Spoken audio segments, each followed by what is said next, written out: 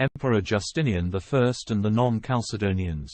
The 6th century was dominated by the person and policies of the Emperor Saint Justinian I. Perhaps the greatest of all the Byzantine emperors, he was also an outstanding theologian.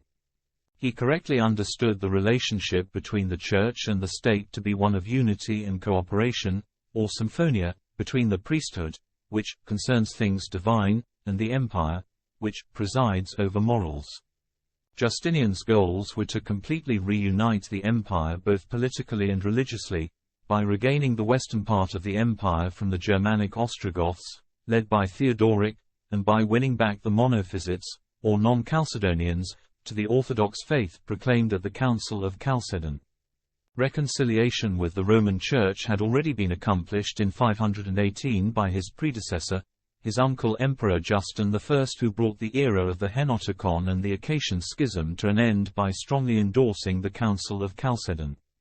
An annual commemoration, on July 16, of the Fathers of the Chalcedonian Council was added to the church calendar at that time.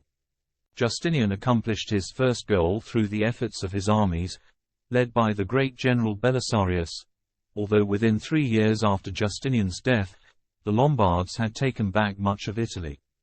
But he failed in his second goal, even though his attempts were bold and persistent.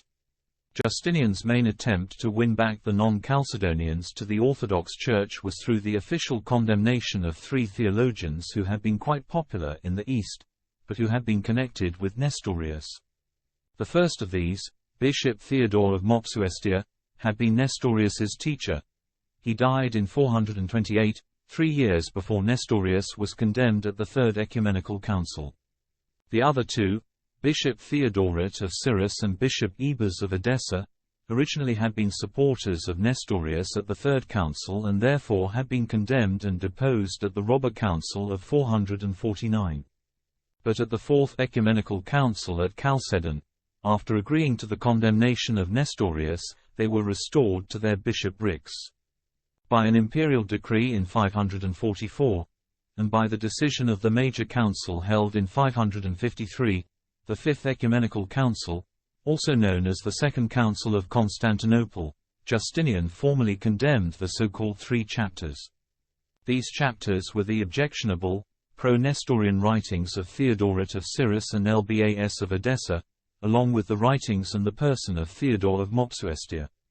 If you enjoyed this talk, consider subscribing to this channel and click on the notification bell, then you will know when new content is added to this playlist. Thank you for listening, and have a blessed day.